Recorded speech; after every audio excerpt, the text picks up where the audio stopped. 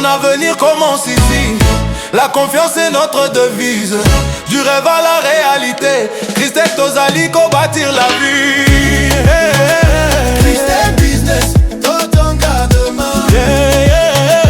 La confiance, succès comme immense. Awato Sala sérieux. Investir et abonneurs.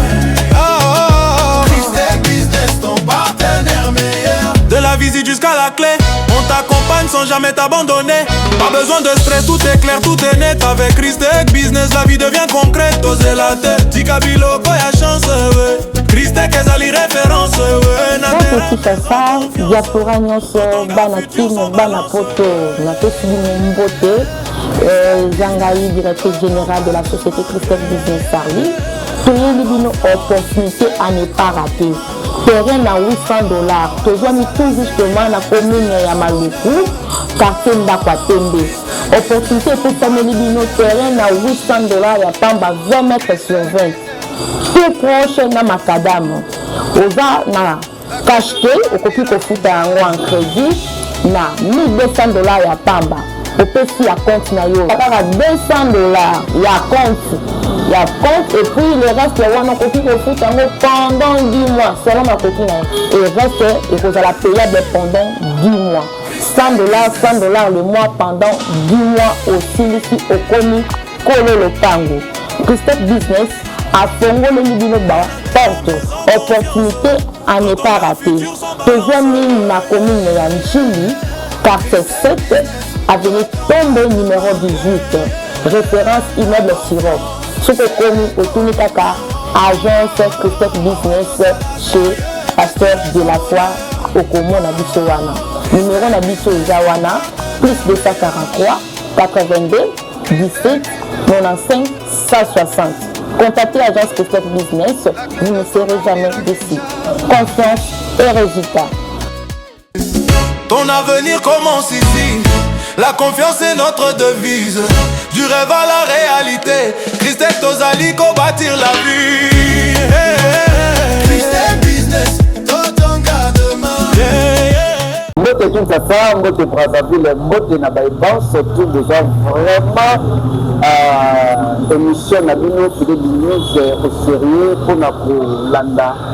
Mais immense autonomie la rabino vraiment naïvi que le lot aux les sous awa ngawa bino Serge Fidedi naza encore vraiment ya coupé Sabino merci na fidélité na confiance nabino sur Niel télévision baïban so bolanda biso na Niel télévision baïban so bozolanda biso na Abraham télévision baïban so bozolanda biso na Fidedi Move TV. Je crois que vous êtes vraiment nombreux. Abonnez-vous massivement encore dans notre chaîne Balobi. Encore nous connaissons côté ici Fidedi Stay Balobi, Fidedi Move Mikolo TV bolanda vraiment film nigérien intégralité non surtout quand bolanda ka émission nabino Fidedi News. N'oubliez pas de vous abonner massivement, aimer nos publications et surtout n'oubliez pas de partager parce que je suis très sûr il y a que vous avez nombreux il y a des téléphones vraiment il y a des télévisions il y a Kolanda Bisso na moment oyo. Je dis un grand merci à l'équipe technique. Je dis merci à mon dété Tikata Massamba. Merci aussi à notre caméraman réalisateur Mfumu Modeste. Vraiment Mabo Konzambe. Merci Bangonde Bazali Bazali. Pour soutenir le Bisso en fait tout le monde a dit merci beaucoup. Merci à notre partenaire officiel Christech Business Balobi. Comment coller le pango dans moins cher à la ville à Kinshasa partout dans RDC avec Christech Business. Merci aussi à notre partenaire Balobi. Merci à Welfare Fondation. Merci à ma partenaire Nabiso surtout et merci à mon DG et docteur Emmanuel Ademei. lelo tozali awa bana Kinshasa kaka ndenge tobetaka masolo ya koma kolo lopango elongo na ye moko number 1 agence la plus sérieuse awa na République démocratique du Congo, société immobilière na bino Christec business bali mikolo Christec business nde akangi masolo ya makambo ya koteka ba terrain o ba concession o wapi yaka na Christec business nde esika solution oyo okokomela kolo lopango bi kolo lopango kota bamona yo lelo tokobeta masolo kaka na ye moko la patronne maman Christec business. Merci beaucoup. Bonjour maman. Oui, bonjour papa Fidèle. Merci beaucoup maman Christec business. En tout cas, bazotala yo déjà déjà qui va déjà maman Christec business et ban surtout bazotala yo ezate bamona rote déjà et bamona pour le ma présentation. Oui, mbote na batutu balandaka émission na biso avec papa Fidèle. Na pesi bino mbote na ba oyo bayebinga te ezangai directrice générale de la société Christec Business Sarli. Na ba oyo déjà bayebinga ezanga toujours donc ndeko na bino mwana na bino oyo bolingaka mingi oyo apesa opportunité na moto nyonso akoma kolo lopango na facilité.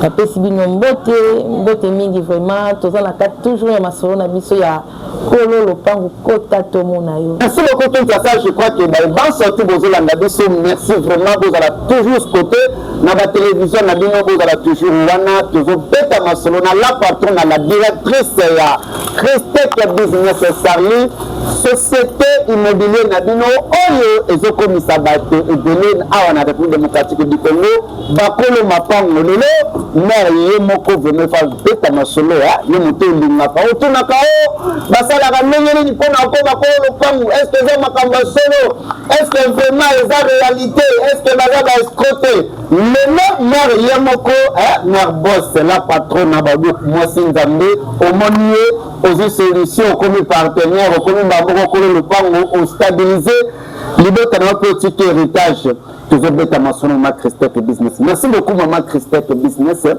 yoto lito kota mbala moko na ba offre parce que batu pele bazobenga na ba publicité zo le canal télévision na internet bazo bisabso balobi ba sepele vraiment na une dame oyo à se positionner pour la pousser la business.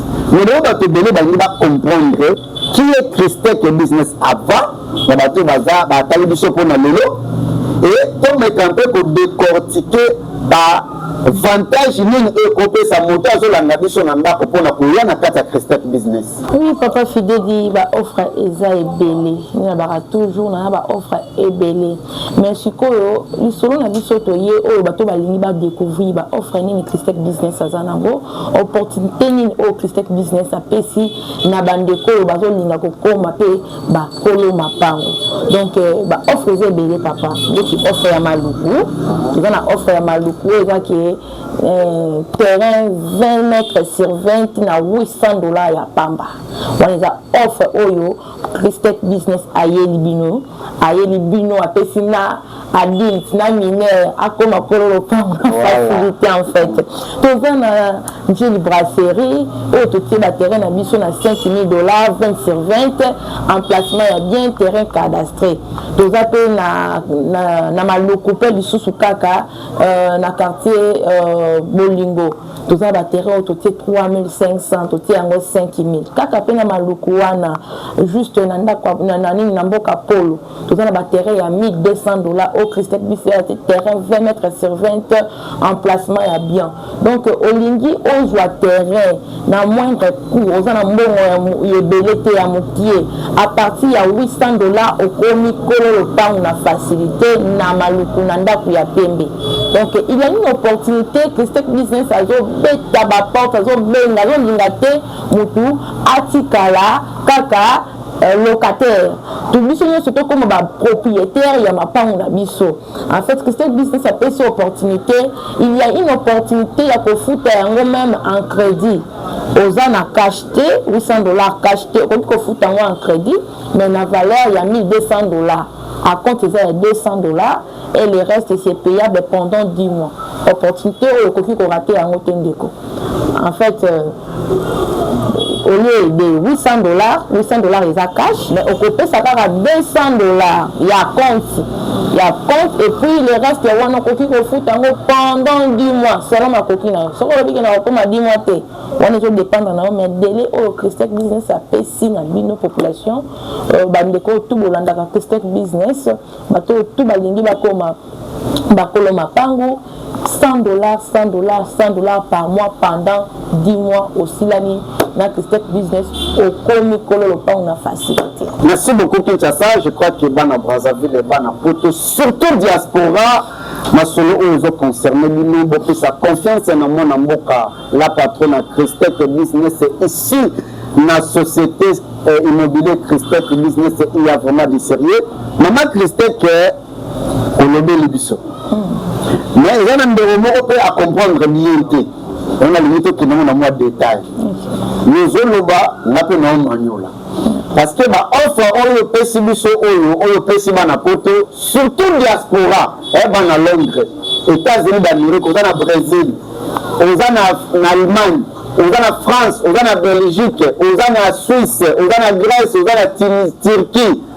Opportunité yango yo moto vandi na poto zobeta kayo yaka okoma ko le pango contacter numéro na mikolo to tsaka koma ko le pango ko to tsaka titre émission te to tsaka koma ko le pango na Christec Business na numéro na ye parce que tu vas na besoin vraiment que ba papa na biso baza na poto ba mama na biso baza na poto ba ndeko na biso baza na Afrique awa to koma ba kolo mapango na isika ya bien kokoma mapango za ngo de Kinshasa omo to ko mapango après 4 mois ba buki o pango na yi omo to ko mapango après 7 mois o komi ya bananga chef coutumier mais pour kokoma ko le pango ya sérieux ya bien ozula mikara na yo lego ofande toni mebe na yo santa tukutombele ndenge baartiste bayimbaka ngo eza kaka na adresse moko epai ya Christec Business Sarli, votre agence, votre société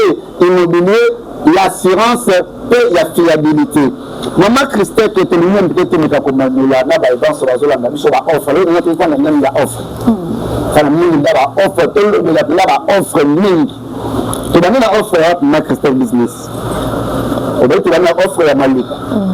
Na Maluku peut se biso combien de cités à 4 kuna na Maluku. Na Maluku toujours le quoi na 3 cités na Maluku. Cité à Liboso to banda. Cité à Liboso to zana no to banda ndako Pembe. Ndako ya Pembe. Maman Christec a le cité na Maluku tu as 3 cités. Le moteur na posa ko sura mapango. Tu as différents côtés. Christec bi à kakamika côté mon côté que azaka na côté mo ko se les facilités. Christec est une grande société immobilière, azali na ba terrain, azali na ba concession partout. Alors dans le bateau dans zone na ngai na Maluku na 3 places.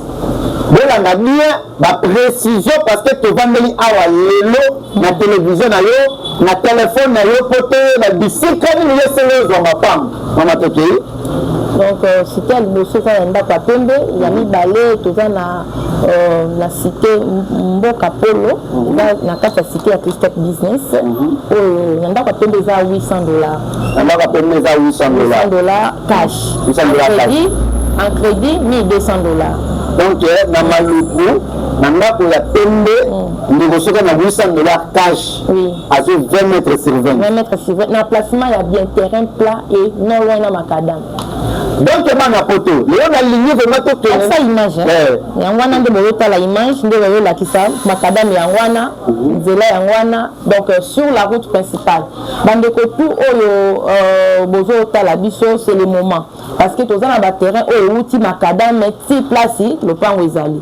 Tous wana juste à 100 mètres na macadam. Au lingi le pan ya principal, l'autre maison commerciale na yo et tout. Donc c'est le moment ya ko procurer terrain. Cause la lobby pour bandeko bazo ya liboso na yo ba ko wela toujours liboso. Donc tout dans la première, l'autre deuxième, l'autre troisième, tout dans wana plus de 100 parcelles disponibles. donc na kati ya ndaku ya pembe wana bongo na ndenge mabele totonga bongo $800 ata yoma te wana eza opportunité $800 na prince offre promotionnelle. Donc tout ça c'est juste pour un temps. Ils ont la valeur il y a 1500 normalement. Je pense qu'ils ont la valeur il y a 1500 mais Christec Business a beaucoup bas prix. Kalaka décembre.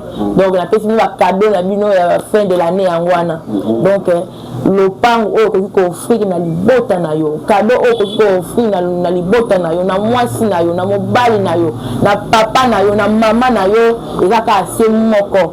Eza le pango. Donc valeur le pango ko ko comparer on est loko moko te parce que valeur à mabele moko yebi, mabele pour la kate.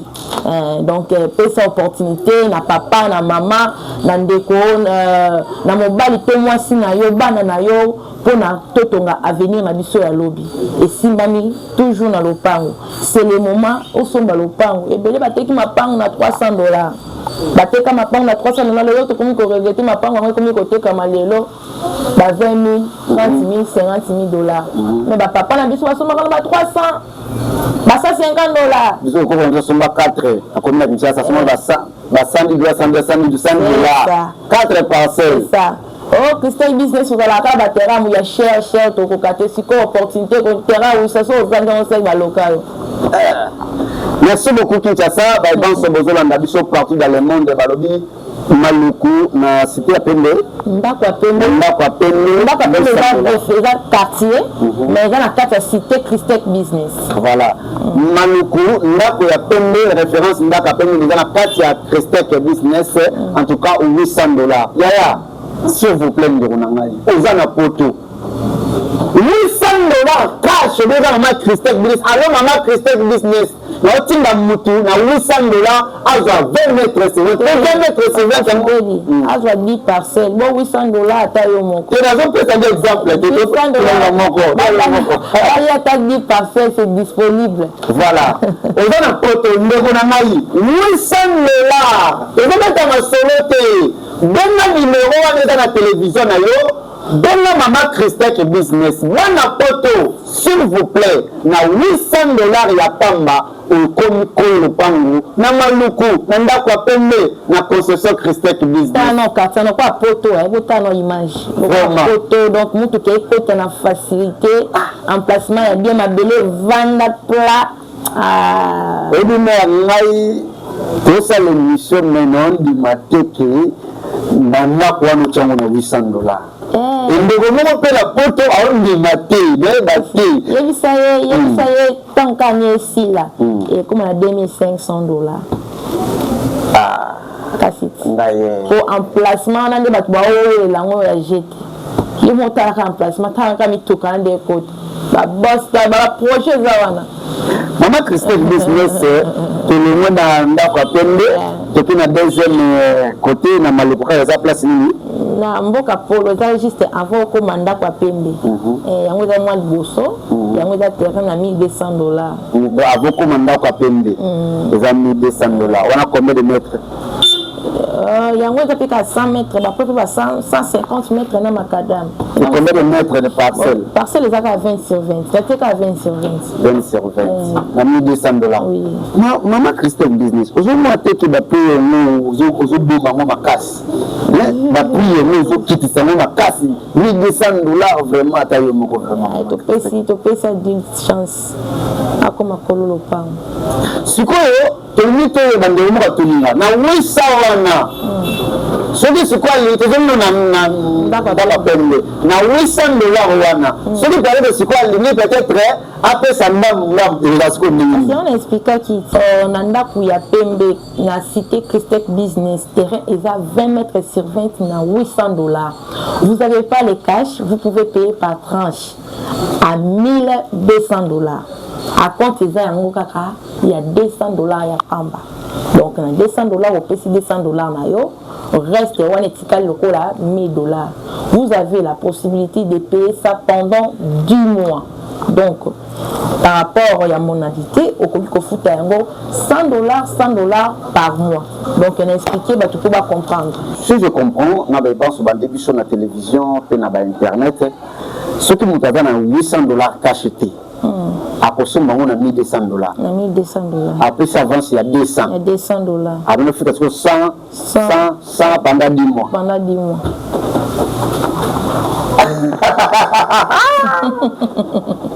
Bandeko, il y a un moteur là-dedans. Tu peux essayer l'opportunité, je dis cette opportunité, la jeune garçon surtout courageux, on va chailler, ça la canine, aux maçons, aux débrouillaka. Opportunité en moyo, moi ne pas à Christec Business. Il y a un peu de $200. Et après, on peut faire 100 pendant 8 mois. Et le temps me dit mon cher. Moi aussi, opportunité ça pour rater. L'autre va quitter le bête à kaka, ma solo, il y a ma offre. Merci beaucoup, Maman Christec Business. Donc, il y a un deuxième côté, on le dit $200. Pour na côté ya mboka polo wana cité Christec Business toujours terrain eza 20 mètres sur 20 na $1,200 yango eza liboso avant okoma ndako pembe. Donc pour na monalité na yango $1,200 eza cash, mais il y a une possibilité ya kofuta ngo en crédit na $1,500. Na $1,500 wana opesika $500 ya pamba, le reste wana etikali okoki oza na possibilité ya kofuta ngo pendant 10 mois. Donc chaque mois ozo verser $100 pendant 10 mois. Merci Bandeko Ngai Bino Baïba, so boza kolanda biso na internet ndeko, aux opportunités à ne pas manquer vraiment avec la baronne, la patronne, la directrice de la société immobilière Christec Business Sarli. Après cette opportunité, balobi $1,500 yo monter nous avons un crédit. 1,200 cash. Mais ça on a 1,200 cash té. Au lieu pas Christec Business na $500 on a payé sur la compte. Après on paye ça $100 pendant 10 mois. Je crois que biso toko ba koloma pas on a carte démocratique du Congo parce que opportunité société na bino immobilier Christec Business Sarli eza ko pesa pour na bana Congo en tout cas nga awa na commune na papa ba mapango parce que avec 200 pour na vie côté pe 500 na vie na pesa côté 200 100 côté na vie côté pe na vie bana côté opportunité ngo za na mbongo na yo $1,500 c'est quoi somata 10 parcelles somata 5 parcelles za pour cela tu na izini moko boy on a posé na ça le moko boy on a cela na ça boy. Or, la moyo, il y a cadre Maman Christec Business, partenaire officiel, il y a Kokoma, Kolopango avec assurance. Merci beaucoup, Maman Christec Business. Deuxième pour cité de Sousouana et Malukuana. Troisième offre à Maluku, toujours mis dans le quartier Bolingo. Bolingo, dans Maluku, début à Maluku, pas si c'est les souki, donc c'est les terminales.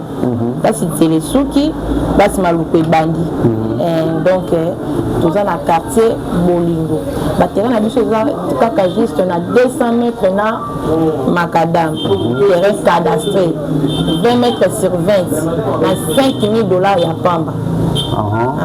Donc Bolingo pour na bana poto balanda yo basa na précision ni bana poto balingaka va poto na lika phase la précision endroit na milieu de Bolingo entre Maluku na Sili. Donc début Maluku on y passe Maluku bandi parce que c'est les souki de wana chiko de la bien quartier Bolingo wana mbe chong na 5,000 so 5,000 wana za cash ou des $5,000 za cash mais en temps linga futa ngo en crédit dans 6,000 et là quartier déjà ba vandi banda ko tonga mbili mo botela ba image donc banda ko pente zali quartier za rempli de nouvelles constructions et tout.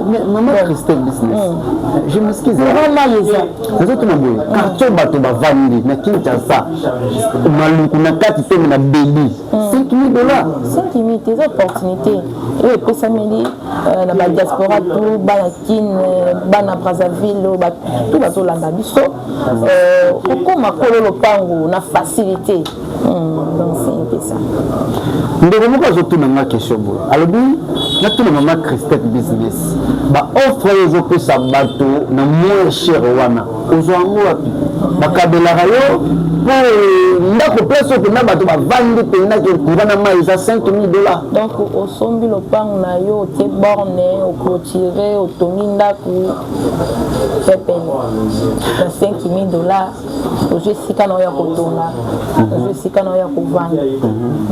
Ce que maman Christec business au lobi na biso cash za $5,000 mais au lobi na biso peut ce que moto peut aller faire ça en crédit à na $6,000 quoi procéder nini bon procéder déjà ka moko donc wana kuna zali vu que les terrains déjà plus évolué dans le sens à compte c'est donc à compte c'est la moitié 50% donc pour la $3,000 le reste wana est payable pendant 3 mois wana tu sais que chaque mois au foutu 1000 délai nango est na 3 mois wana na quartier donc on a jeté courant maille égali terrain cadastre.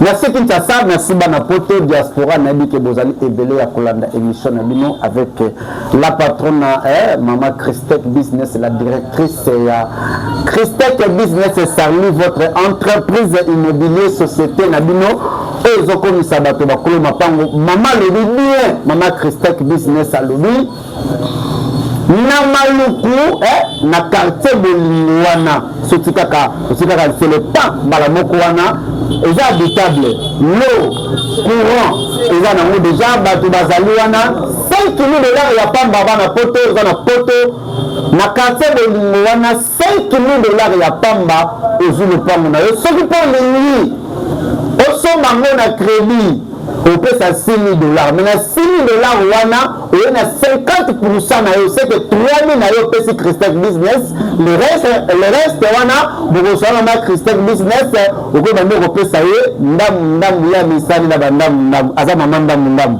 donc merci beaucoup merci maman Christec business tosilisi na maluku tolingi tokota siko na wapi bon ici na maluku tozokende po tokendaki tozozonga siko tozozonga na quartier Félix Tshisekedi. Quartier Félix Tshisekedi. Oui. Quartier Félix Tshisekedi eza wapi? Quartier Félix Tshisekedi eza kaka dans la commune de Lantsele tolongo siko maluku tokoti Tsele. Eza juste avant okoma mausolée à Tshisekedi. Ta papa Etienne Tshisekedi. Oui, mausolée wana quartier Félix Tshisekedi eza wana soki okomi outi kinkolo ozokende arrêt bingi je pense que ebele ya bato bazolanda biso bayebi arrêt bingi eza juste après pour Malebo après pour Malebo ezwami na station moko eza wana référence station H Vendée donc station wana eza passé quartier Félix Tshisekedi ebandi donc ekei kokoma avant koma école de foot tobengaka FIFA. Donc c'est un peu ça biso dans la quartier Félix Tshisekedi quartier moko déjà plus développé plus évolué quartier moko déjà habitable donc rempli na banda kwa sika donc parce quartier wana moko otala la kisi bango na ba image ndenge quartier tongami wana poto tobenga ngo Gombe ya Ntsele donc tout bazar na posa kosomba esika ke naza na poto na ingana na kin au lieu que ndako kovanda na ba flat ofutaka bambongo na flat ba séjour na yo ezala préférable ya kosomba mo eteni na ya lopango na kati ya quartier Félix Tshisekedi tozobenga Gombe ya Ntsele na kati ya société Christec business Sarli terrain ezali toza terrain na biso lo na biso ba 20/20 malheureusement esili tokutanaki na bandeko na biso bayaki koya kozwa plus de 10 hectares kuna ba chinois baza na projet ya kotonga bandako oyo ya projet ya $99,000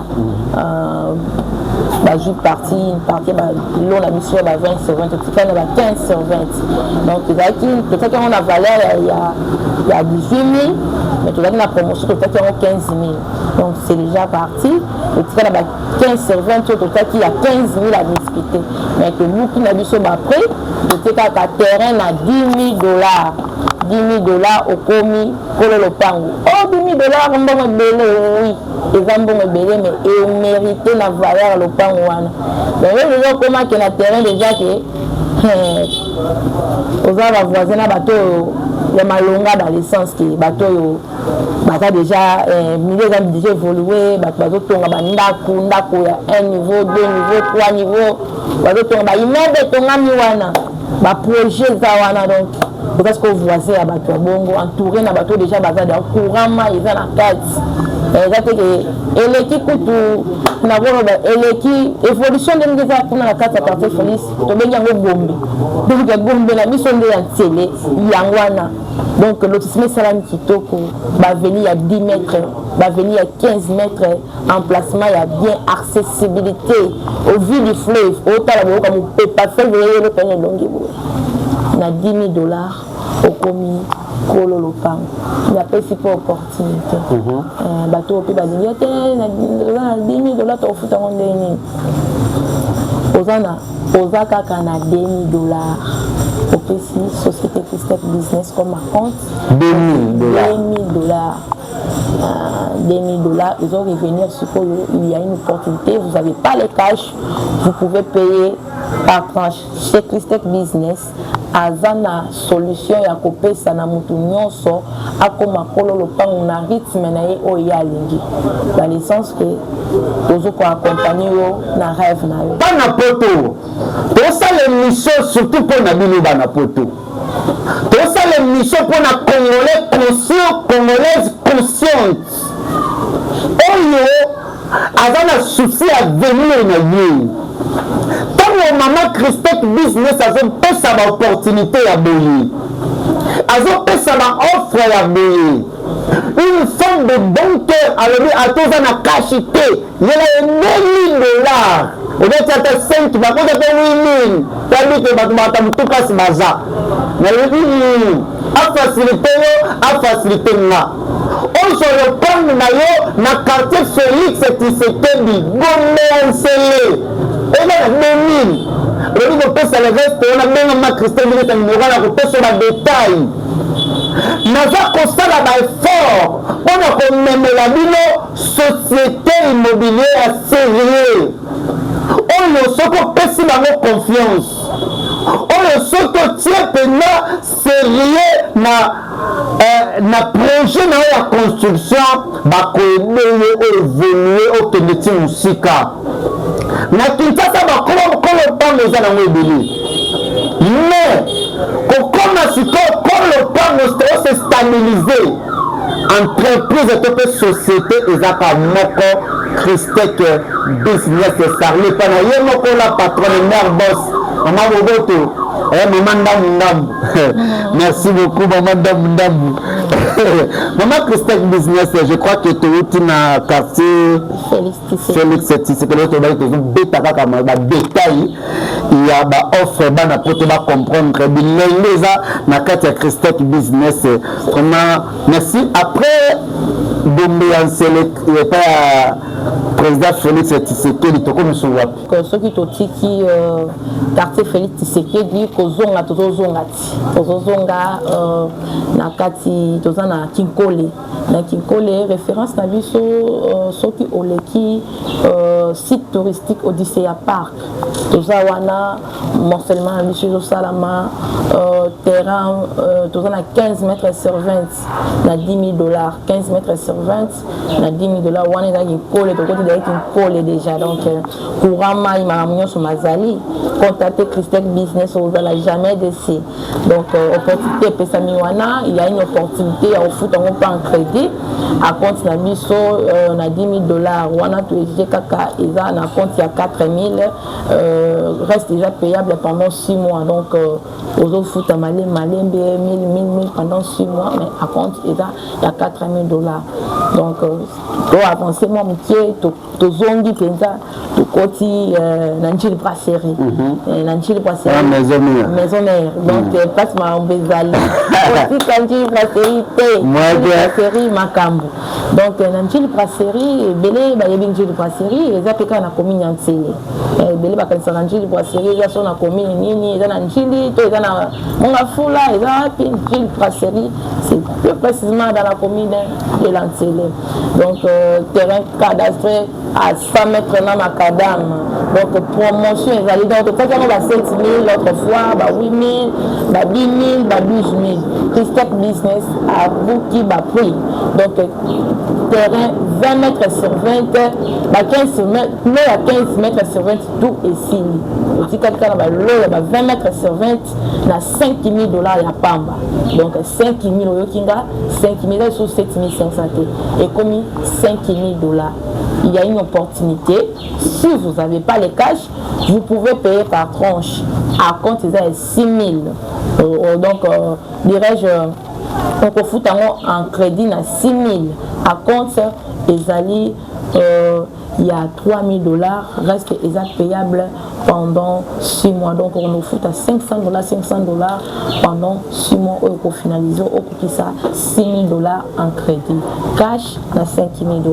On a une promotion au Christec pour la fin de l'année. Le bout qui va pris la Michel Nicolo, va pris la zone intolité, tout sunga mini, tout sunga bandeko na biso bakoma bakolo mapango. Donc c'est un peu ça papa Fidé comme offre promotionnelle au je crois que Nazana et Sengolo kola tobino ya kozala na Sengo ya kolanda toujours émission oyo Fidé di news elongo na société Christec Business et Toyoki maman surtout maman Christec Business la patronne mère boss maman moko bien maman ndambo vraiment balobi ye atoza na mbongo mobimba te yaka na ndambo akozwa na ye vraiment merci na bon surtout bolandi biso na Kinshasa, bolandi biso na Afrique, bolandi biso na Europe, bolandi biso na Amérique, bolandi biso na Asie, na Océanie à travers notre chaîne YouTube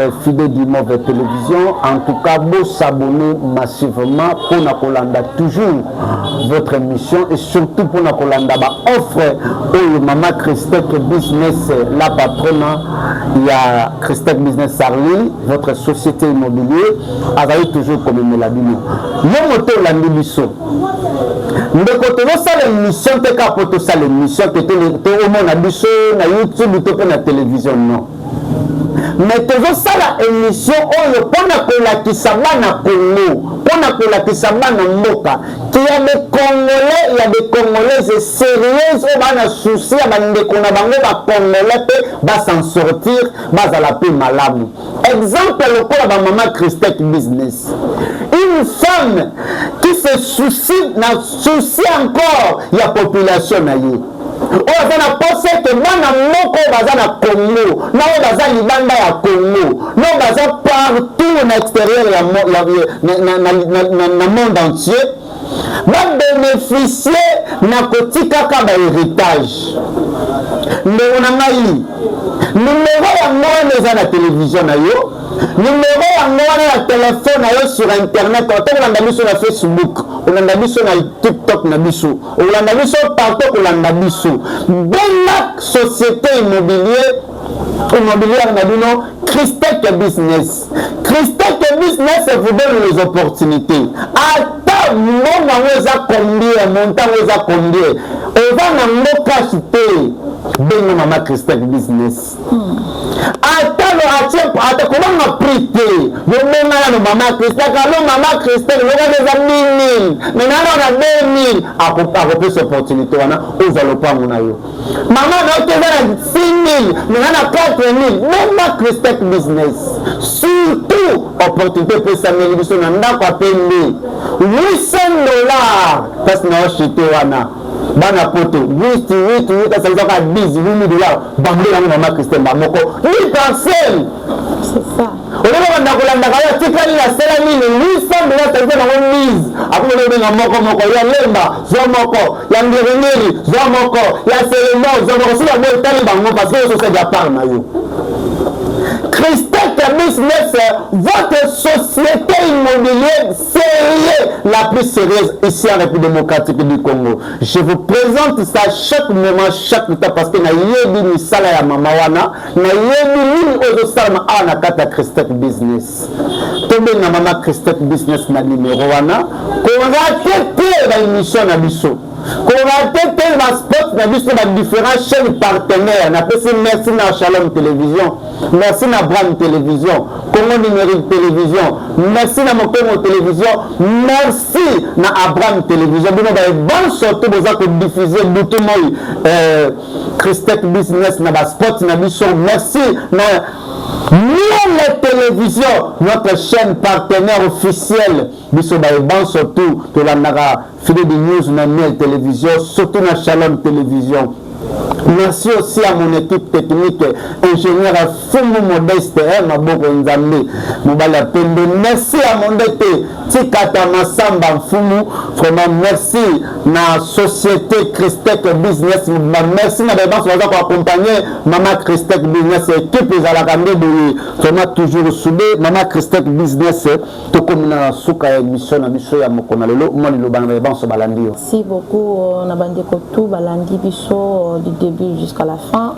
En tout cas, émission je pense que apporter les binos un plus la connaissance sur l'offre à Christelle Business Sarli.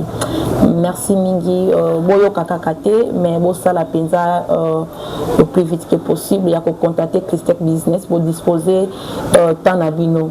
Juste pour un rappel, Christelle Business ça donne un jour na ya ba visite. La jour na biso ya visite, tous la journée à mardi, tous la journée à jeudi, tous la journée à samedi pour na visite na biso.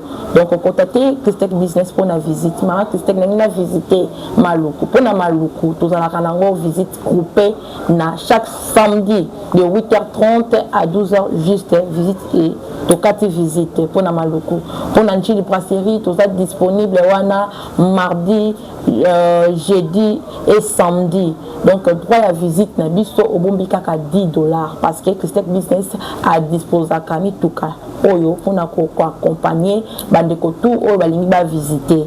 Donc aller comme retour tous na ba visite ou tous ba visite guidée avec nos agents pour ba accompagner pour na visite. OK na oti na destination na yo. Olingo visiter Maluku, olingo visiter Nchili Brasserie, olingo visiter Kinkole quartier Félix Tshisekedi au contacter biso, je pense que vous causera jamais décis. La pesi mbote na bino tout bolandi biso, la pesi mbote na ngai na équipe tout soutenir na Christelle Business, na pesi mbote na madame Yvette Makulu mbote, na pesi mbote na Cordon David Lumbidi, na pesi mbote na CG Merveille pour la fou mbote, na pesi na CP Marcelo Chibangu mbote, na pesi na bajan na ngai donc monsieur Merville na pesi mbote na monsieur Don Dédié mbote. En tout cas, journée à l'élo, joyeux anniversaire mon frère, mon partenaire de luxe, monsieur Smith Bola, le boss, le banquier Koloma Pango na pesi mbote mingi na bato tout bolanda kabiso. Merci. Merci Kinshasa, je crois que Baïban Sombolandi Bisso, merci pour la maman Christelle Business, merci à Serfi Fidedi, merci à Rovia Fidedi Makessi, merci à tous les fidéliens, merci à tous les fidéliens et surtout la République démocratique du Congo, en tout cas quand on a la Kakibino, tout lancer film Nigeria, tout l'andayango, surtout tout s'abonner à Fidedi Mauvais Télévision. Na prochain numéro avec la patronne Christelle Business. Bye. Bye. Ton avenir commence ici. La confiance est notre devise. Du rêve à la réalité. Christelle Tozali bâtir la vie. Christelle Business, ton engagement. La confiance.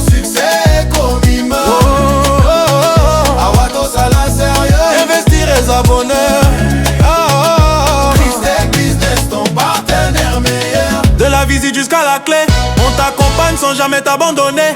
Pas besoin de stress, tout est clair, tout est net. Avec Christec Business, la vie devient concrète. Oser la tête, Dikabilo, pas ya chance, ouais. Christec ezali référence, ouais. Nakokita sa diaspora nyonso bana kino bana poto napesi bino mbote Zangai, directrice générale de la société Christec Business Sarli. Toyeli bino opportunité à ne pas rater. Terrain à $800. Toujours mis tout justement la commune ya Maluku, quartier Ndakwatembe.